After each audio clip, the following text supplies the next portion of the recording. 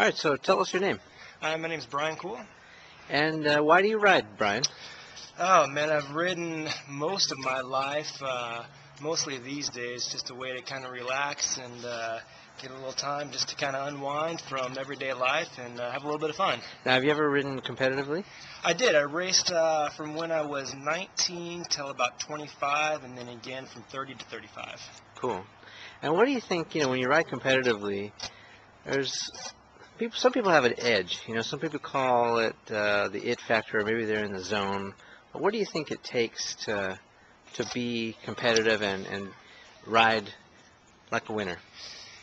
When you get out there racing, everybody you're racing against has put in hours and hours and hours on the bike, and they're all the fitness level from one guy to the next oftentimes is pretty similar, but I think it comes down to just confidence. You have some guys out there that when they line up and they're standing next to you, they know that they're going to win, and other guys out there aren't sure what's going to happen. Those guys that know that are going to win, usually see them in the front.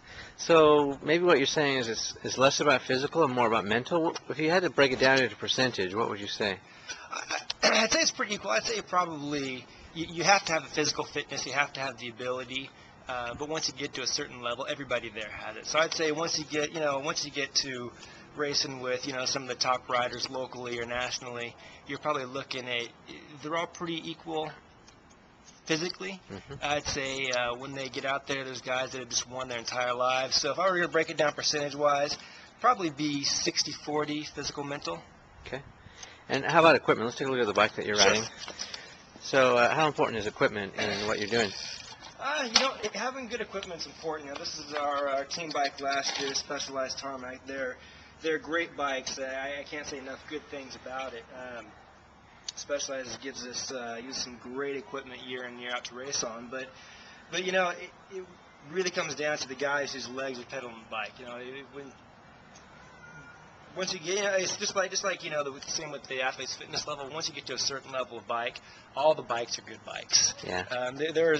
There's certain differences you can feel. Some bikes are corner a little better, some are a little stiffer, but when it comes down to it, it's the guy's legs that are pedaling it that's going to make it win.